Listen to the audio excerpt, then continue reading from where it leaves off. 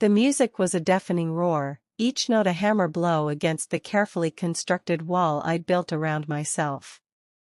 I could feel the stares, cold and assessing, as I walked into the ballroom, the scent of expensive perfume and simmering judgment thick in the air. They were already laughing, their words like tiny knives aimed at my back. "Smelly country girl," I heard someone sneer. "What is she even doing here?" I kept my head down, the crimson stain creeping up my neck, but my hands were clenched so tight my nails were drawing half-moons into my palms. Because what they didn't know, what no one in this gilded cage suspected, was that every single person in that room, every single condescending smile and whispered insult, received a paycheck signed, indirectly, by me. And tonight, this wasn't about fitting in. This was about ending their little game. If you cherish the bonds of family, if you'd go to the ends of the earth for your brother, subscribe now. The truth was, I hadn't always been an outsider. I grew up with them, in a way. My brother, Mark, had always been drawn to the bright lights, the glittering promises of the city. I preferred the quiet solace of our family farm, the honest labor of the land. But Mark was my brother, my only family after our parents passed, and I'd always supported his dreams, even when they led him further and further away from me. He landed a job at a prestigious finance company downtown, and for a while I was proud. He seemed happy, thriving in a world I didn't understand but wanted him to conquer. He met Olivia, a polished, impeccably dressed woman from what I gathered were old money. Their relationship moved quickly, a whirlwind of fancy dinners and exotic vacations plastered all over social media. Then came the engagement announcement. My brother, my awkward, kind-hearted brother, was about to marry into a world that seemed determined to swallow him whole. I swallowed my unease and accepted the invitation, determined to be supportive, to be the loving sister he needed. So I wore a dress, a simple but elegant gown that felt like a costume, and drove the hours into the city, bracing myself for a night of polite smiles and forced conversation. What I wasn't prepared for was the blatant, unapologetic disdain. From the moment I stepped out of the car, I was met with sneers and hushed whispers. Olivia's friends, a pack of perfectly coiffed socialites, treated me like I was something they'd scraped off their Louboutins. They openly mocked my clothes, my accent, my everything. Mark, lost in the throng of well-wishers, seemed oblivious to the daggers being thrown my way. He greeted me with a hug and a distracted smile, then promptly disappeared to charm another group of guests. I was alone, adrift in a sea of champagne flutes and thinly veiled insults. I tried to make conversation, to find some common ground, but every attempt was met with a wall of condescension. They spoke of art auctions and polo matches, of summering in the Hamptons and wintering in St. Bart's, their words a foreign language to my farm-girl ears. I felt myself shrinking. The breaking point came when I overheard Olivia talking to one of her friends. They were standing near the open doors to the balcony, their voices carrying clearly over the music. "Honestly, I don't know why Mark even invited her," Olivia said, her tone dripping with venom. "She's such an embarrassment. Look at her, trying to fit in. It's pathetic." Her friend giggled. "He probably feels obligated. You know, small-town guilt."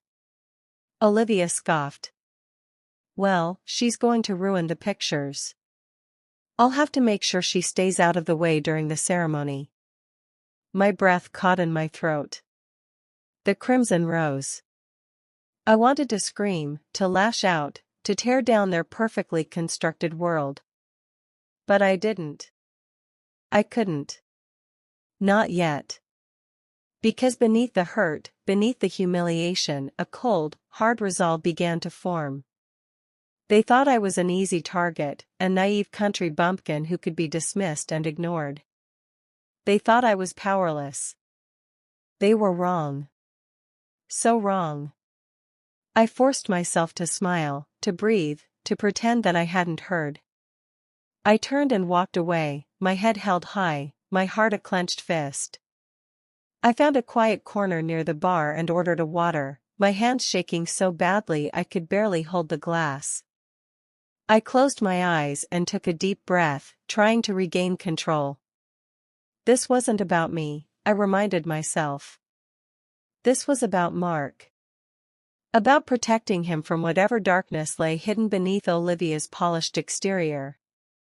But as I stood there, alone and humiliated, I knew that I couldn't just stand by and watch. I had to do something. I had to fight back. And that's when I heard my name. The voice was low, laced with a smug satisfaction that sent a chill down my spine. I turned to see Daniel, one of Mark's colleagues, standing behind me, a predatory glint in his eyes. I barely knew him, but I knew he was one of Olivia's closest confidants. "Sarah," he said, his voice dripping with false sympathy. "You look a little lost. Having trouble keeping up with the city folk?" I forced a smile. "Just enjoying the party, Daniel." He chuckled. "Come now, Sarah. We both know this isn't your scene. You're a fish out of water here. Why don't you just go home and leave the celebrating to the adults?" His words were like a slap in the face, confirming everything I'd been trying to deny. They saw me as an outsider, as an unwelcome intruder in their perfect world. And Daniel, with his carefully crafted words, was making it clear that I didn't belong. But what he didn't know, what none of them knew, was that I held a secret that could shatter their carefully constructed reality. A secret that was about to turn their celebration into a nightmare. Because the company Mark worked for, the company that provided them with their lavish lifestyles and their inflated egos? It was mine. I had inherited it from my father years ago, a fact I had kept hidden, preferring to manage it from afar, letting the existing management team handle the day-to-day operations. A team that, I was beginning to suspect, was not as competent or as honest as I had believed. So I took a slow, deliberate sip of my water, my eyes fixed on Daniel's smug face. The day they mocked me at my brother's engagement, Daniel's words hung in the air, a gauntlet thrown down in the middle of my brother's engagement party. My first instinct was to lash out, to reveal my identity and watch the color drain from his face. But I knew that would be a mistake. It would be impulsive, reckless, and it would only serve to embarrass Mark. I needed a plan, a strategy. I needed to gather information and understand the full extent of their deception before I made my move. "You may be right, Daniel," I said, my voice calm and even. "This isn't really my kind of party. But I wouldn't miss my brother's big day for anything." I excused myself and walked away, leaving him standing there, a flicker of confusion in his eyes.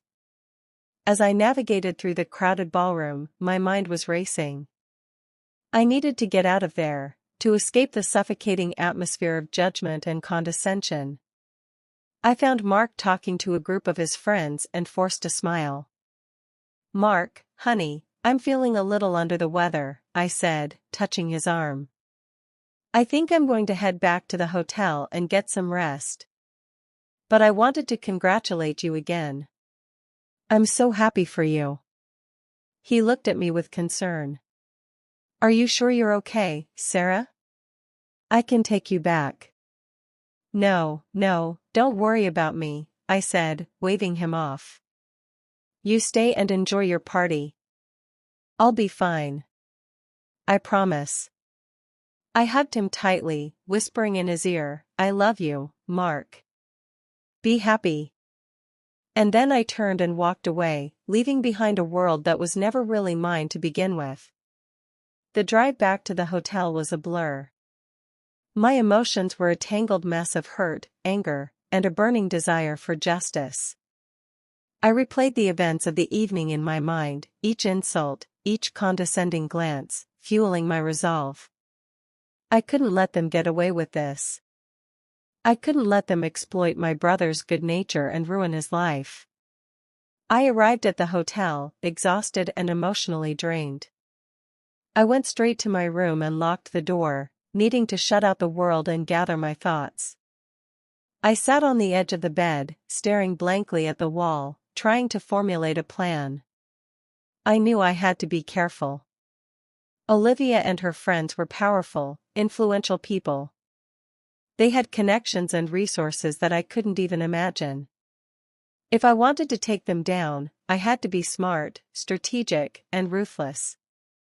My first step was to find out exactly what was going on at the company. I hadn't been actively involved in the day-to-day operations for years, trusting that the management team was running things honestly and efficiently. But now I had my doubts. Daniel's smugness, Olivia's greed, it all pointed to something rotten at the core. I pulled out my laptop and logged into the company's internal network. As I started to delve into the financial records, a knot of dread began to form in my stomach. The numbers didn't add up. There were discrepancies, inconsistencies, and outright falsifications. It was clear that someone was cooking the books, siphoning off money for their own personal gain. And I had a pretty good idea who was behind it. The next few weeks were a whirlwind of sleepless nights and frantic research. I pored over financial statements, emails, and confidential documents, piecing together the puzzle of their deception. The more I uncovered, the more disgusted I became. Olivia, Daniel, and several other members of the management team were involved in a massive scheme to defraud the company, using it as their personal piggy bank to fund their lavish lifestyles.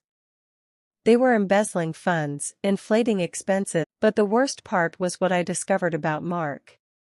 He was completely oblivious to what was going on, blinded by his love for Olivia and his desire to fit in.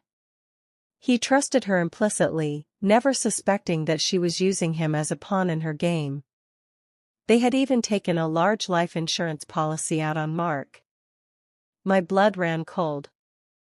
As I dug deeper, I discovered a series of suspicious transactions linked to offshore accounts. It became sickeningly clear that Olivia and Daniel were not only stealing from the company, but they were also plotting something far more sinister. They wanted Mark out of the picture, permanently. My heart pounded in my chest. I had to protect him, to expose their scheme before it was too late. But I knew that confronting them directly would be dangerous. They would deny everything, try to discredit me, and possibly even try to silence me permanently. I needed proof, irrefutable evidence that would expose their crimes to the authorities and protect my brother. So, I decided to play along, to pretend that I knew nothing, while secretly gathering the evidence I needed to bring them down. I started attending company meetings, asking questions, and subtly probing for information. I acted like the naive, clueless owner, easily manipulated and easily dismissed. And they fell for it hook, line, and sinker. They underestimated me, believing that I was too stupid to see through their lies. But every question I asked, every conversation I had, was carefully recorded and documented.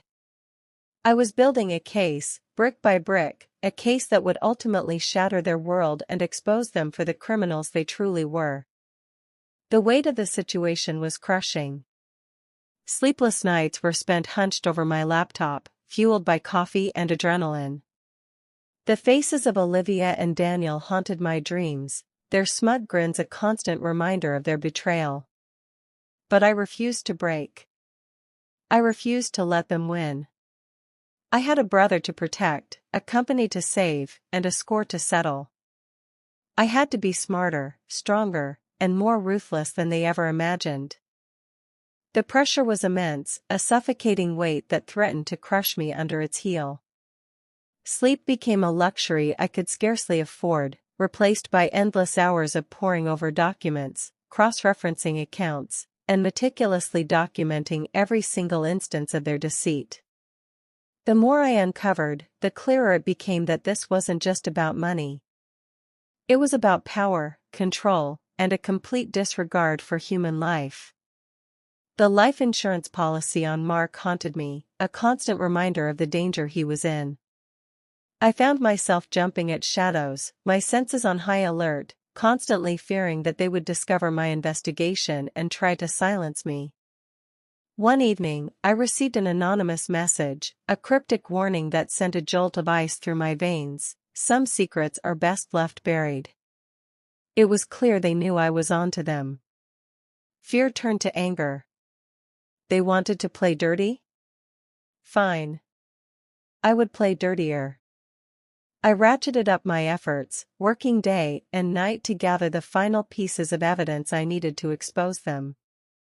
I installed surveillance software on their computers, tapped their phones, and even hired a private investigator to track their movements. I became a ghost, a shadow lurking in the background, watching their every move, listening to their every conversation, waiting for the perfect moment to strike. But the constant stress and paranoia were taking their toll. I was exhausted, both physically and emotionally.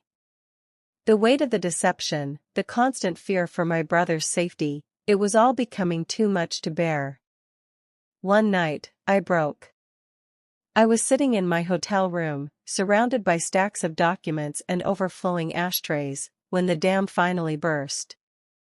I started to cry, a deep, gut-wrenching sob that shook my entire body. I felt lost, alone, and completely overwhelmed. I was just a farm girl, out of my depth in a world of ruthless corporate sharks. What was I thinking, trying to take them on? They were powerful, connected, and they wouldn't hesitate to crush me if I got in their way. Maybe Daniel was right. Maybe I should just go home and leave the celebrating to the adults. As I sat there, wallowing in self-pity and despair, my phone rang. It was Mark. "Hey, Sarah, how are you feeling?" he asked, his voice filled with concern. "Olivia and I were just talking about you. We were worried that you left so early." I forced a smile, trying to sound cheerful.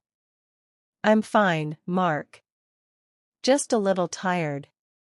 I'm glad you're having a good time." There was a pause, and then he said, "Listen, Sarah, I wanted to apologize for how Olivia and her friends treated you the other night. I know they can be a little overwhelming. But they didn't mean any harm." My blood ran cold. He was defending them. He was choosing them over me. "It's okay, Mark," I said, my voice trembling. "I understand." "No, you don't understand," he said, his voice rising. "Olivia is my future, Sarah. I love her. And I need you to accept her, to be a part of our lives." His words were like a knife twisting in my heart. He was so blinded by his love for Olivia that he couldn't see the truth, the danger she posed. He was willing to sacrifice our relationship, our family, for her. "I'm happy for you, Mark," I said, my voice barely a whisper. "I just want you to be happy." "Then please, Sarah," he pleaded, "give Olivia a chance. Get to know her. You might be surprised." I hung up the phone, my hand shaking so violently that I dropped it on the floor. I stared at the phone, my mind reeling. He wanted me to give her a chance? He wanted me to be a part of their lives? After everything they had done, after everything I had discovered? The rage that had been simmering beneath the surface finally erupted. I stood up, my body trembling with fury. No. I wouldn't let them win. I wouldn't let them destroy my brother's life. I wouldn't let them get away with their crimes. I was done playing nice. I was done being the victim. It was time to fight back, to unleash the full force of my wrath upon them. They had underestimated me. They had mistaken my kindness for weakness. They were about to learn just how wrong they were. I picked up the phone and dialed a number I hadn't called in years. A number that belonged to a man who knew how to make problems disappear. A man who wasn't afraid to play dirty. A man who owed me a favor. It's time, I said, my voice cold and hard. Let's end this game. The abyss stared back, and I smiled. I acted broken. But I was recording everything. The call to Marcus, a shadowy figure from my past, was the first domino. He didn't ask questions, just a time and place. Old loyalties run deep, especially when fueled by past debts. While he prepared his side, I focused on mine, gathering irrefutable evidence. Every meeting, every whispered conversation, every shady transaction was meticulously documented. I installed hidden cameras disguised as smoke detectors in their offices, capturing their every move. I tapped their phones, listening in on their incriminating phone calls, their casual discussions of embezzlement and worse.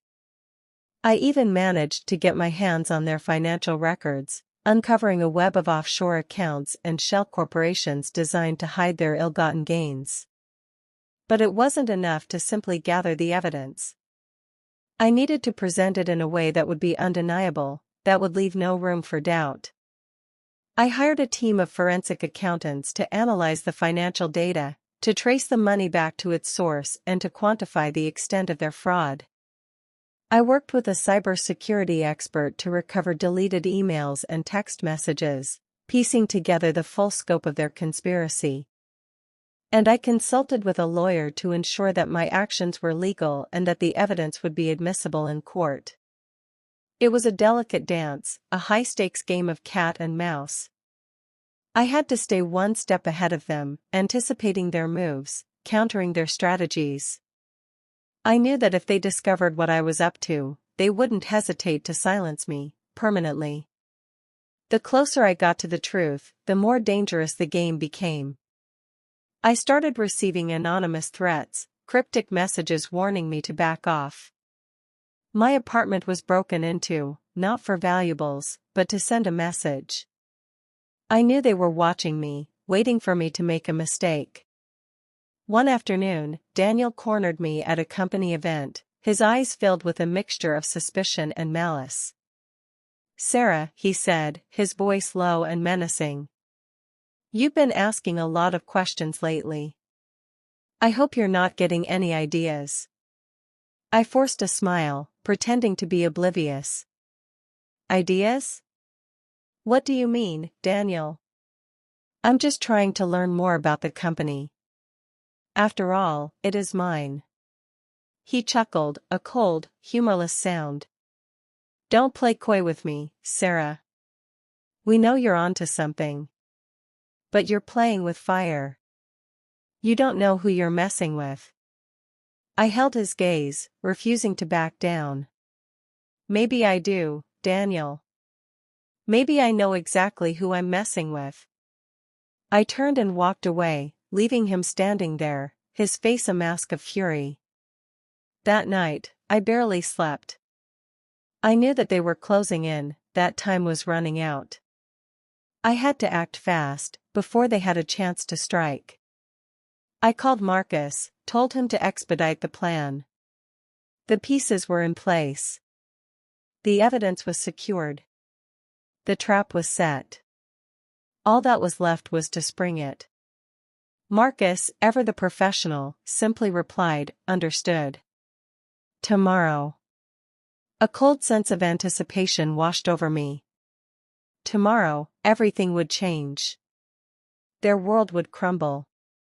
Their carefully constructed lies would be exposed. And I would finally have my revenge. I spent the rest of the night reviewing my plan, double-checking every detail, ensuring that nothing was left to chance. I knew that this was my only shot. If I failed, everything would be lost. Mark would be in danger, the company would be ruined, and I would be left with nothing. But I couldn't afford to fail. I owed it to my father, to the employees of the company, their biggest weakness? They thought they were untouchable. I knew Olivia's weakness too.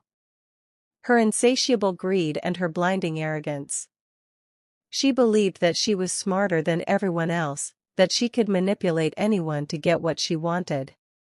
She underestimated me, mistaking my kindness for weakness.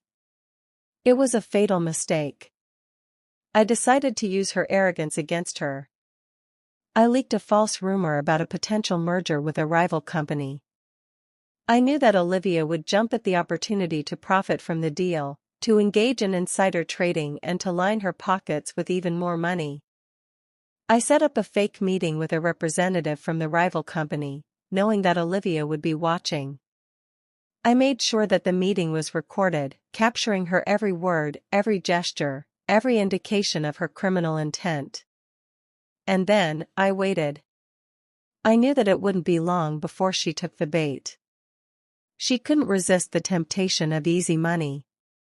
The next day, I received a call from Marcus. "Everything is in place," he said, his voice calm and professional. "The authorities have been notified. They're ready to move in." I took a deep breath, steeling myself for what was to come. "Good," I said. "Let's end this." I hung up the phone and looked out the window, watching the city awaken. It was a beautiful day, the sun shining brightly, the birds singing sweetly. But beneath the surface, a storm was brewing. A storm that would shatter the lives of those who had wronged me. I smiled, a cold, hard smile. The day of reckoning had arrived. They picked up Mark and Olivia for questioning. When Mark was cleared and released, he came to me, confusion, hurt, and the first glimmer of understanding in his eyes. The exact day they tried to end me. I exposed the truth. Olivia's weakness was her arrogance. She saw herself as untouchable, a puppet master pulling strings while everyone else danced. I'd spent weeks feeding that ego, letting her believe she was several steps ahead. The fake merger was the bait, dangled just within her reach. I knew she couldn't resist the chance to line her pockets with insider information. The staged meeting with the rival company's representative, a brilliant actress Marcus had found, went perfectly. Olivia, hidden in a nearby room, recorded every word, every promise of lucrative profits. The recording was gold, a confession etched in digital ink. She walked right into my trap. Meanwhile, Daniel, fueled by his own ambition and a potent cocktail of paranoia, was busy trying to silence anyone he thought posed a threat. I made sure he was focused on the wrong target, feeding him false information about a disgruntled employee threatening to expose their activities. He took the bait, hook, line, and sinker. While he was busy chasing shadows, Marcus was moving the real pieces into place. The authorities were alerted, the evidence was compiled, and the stage was set for their downfall. It was a symphony of deception, orchestrated with precision and fueled by righteous fury. I played the part of the naive, clueless victim to perfection, all the while knowing that the curtain was about to fall on their charade. The pressure mounted as the hours ticked by. Each phone call, each text message, was a potential threat, a sign that they were onto me. I doubled down on my efforts to maintain the facade, smiling and nodding at Olivia and Daniel, pretending that everything was normal, while secretly preparing to unleash hell. I remember one particularly tense moment during a board meeting. Daniel leaned in close, his eyes narrowed, and whispered, "You seem awfully competent, Sarah. I hope you haven't made a mistake." I met his gaze, my heart pounding in my chest, and replied, "Mistakes are for those who aren't prepared, Daniel."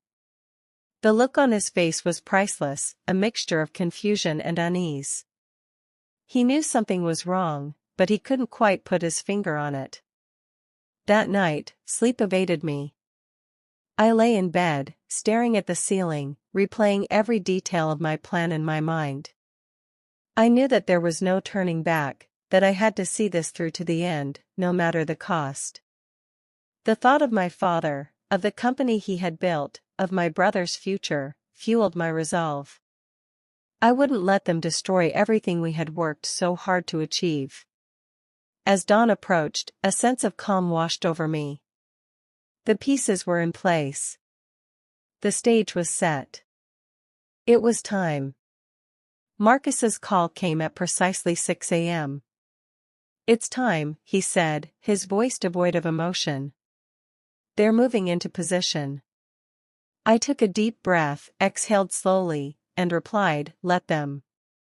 I made my way to the company headquarters, my every step deliberate and measured. I could feel the eyes of Olivia and Daniel on me, their suspicion palpable. I ignored them, focusing on the task at hand. I walked into my office, closed the door, and took out the flash drive containing all the evidence I had gathered. It was a weighty object, a symbol of the truth I was about to unleash. I plugged it into my computer and began uploading the files to a secure server, ensuring that the evidence would be safe, even if something happened to me. As I waited for the upload to complete, I received a text message from Marcus, "They're inside." I smiled. The game was about to begin. I opened my office door and walked out into the hallway, where Olivia and Daniel were waiting for me, their faces etched with a mixture of anger and fear. "What's going on, Sarah?" Olivia demanded, her voice trembling slightly. "We need to talk." I looked at them, my eyes cold and hard, and said, "I agree. We do need to talk." I gestured towards the conference room, and they reluctantly followed me inside. As we sat down at the table, I could feel the tension in the room thickening, like a gathering storm. I looked at Olivia and Daniel, their faces pale and drawn, and said, "I know everything." The color drained from their faces. They knew that the game was over. At that moment, the doors to the conference room burst open, and a team of federal agents stormed inside, their weapons drawn. Olivia Thompson and Daniel Carter, the lead agent, announced, "You're under arrest for fraud, embezzlement, and conspiracy to unalive."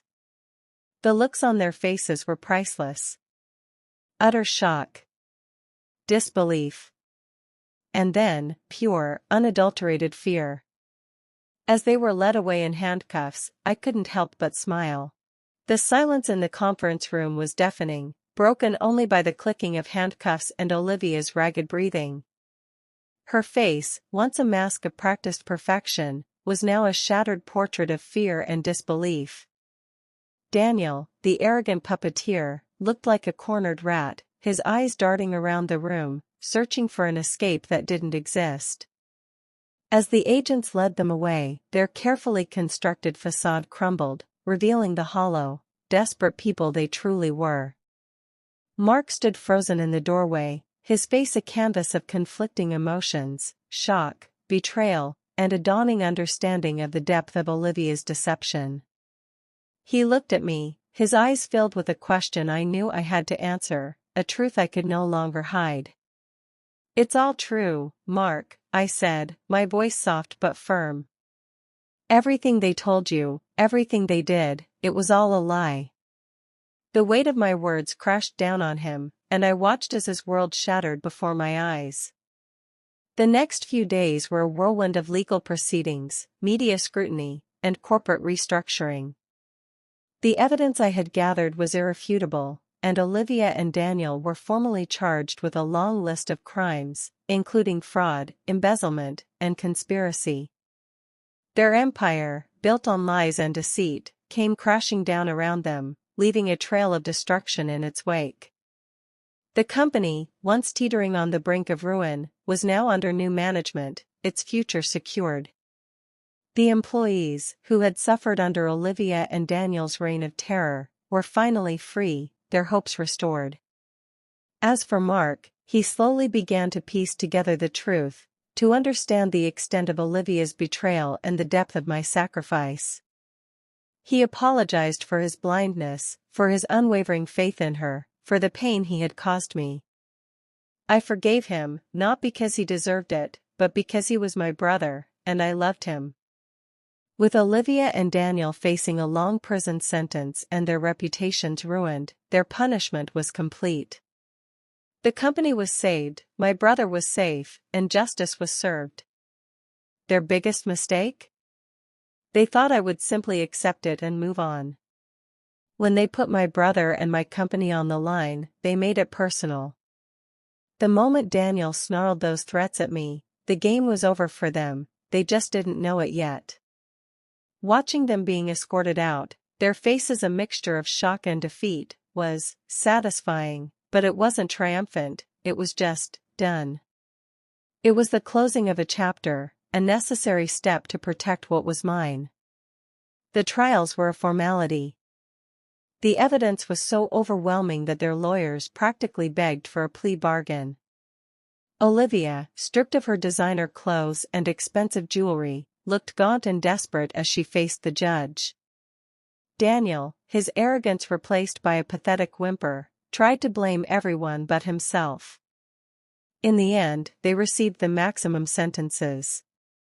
As the judge delivered the verdict, I allowed myself a small, private smile. Not a smile of glee, but a smile of closure. I watched as the officers led them away, their dreams of wealth and power reduced to ashes. Mark and I walked out of the courthouse together, the weight of the past finally lifted. The air felt cleaner, the sun seemed brighter. He turned to me, his eyes filled with gratitude and remorse. "I don't know how to thank you, Sarah," he said, his voice thick with emotion. "You saved me, you saved the company, you saved everything." I simply smiled and shook my head. "You don't need." The weeks that followed were a period of healing and rebuilding. The company thrived under new leadership, its employees energized and optimistic. Mark dedicated himself to making amends, working tirelessly to restore the company's reputation and to regain the trust of its stakeholders. He also made a conscious effort to rebuild our relationship, to be a better brother, a better friend. As for me, I found a sense of peace I hadn't felt in years. The anger and resentment that had consumed me for so long finally began to dissipate, replaced by a quiet sense of satisfaction. I had faced my demons, I had fought for what was right, and I had won. Some might call it revenge. I call it justice. I sat on the balcony of my newly renovated apartment, overlooking the city skyline. The sun was setting, casting a warm golden glow over the buildings. I took a sip of my tea and closed my eyes, savoring the moment. A gentle breeze rustled through the trees, carrying with it the scent of flowers. It was a perfect evening. I opened my eyes and smiled. They lost everything. I just smiled. Revenge isn't sweet. It's necessary. It's the price some people pay for underestimating those they hurt. It's not about feeling good. It's about restoring balance when the world is tipped on its axis by betrayal and greed. Would you have done the same? Let me know in the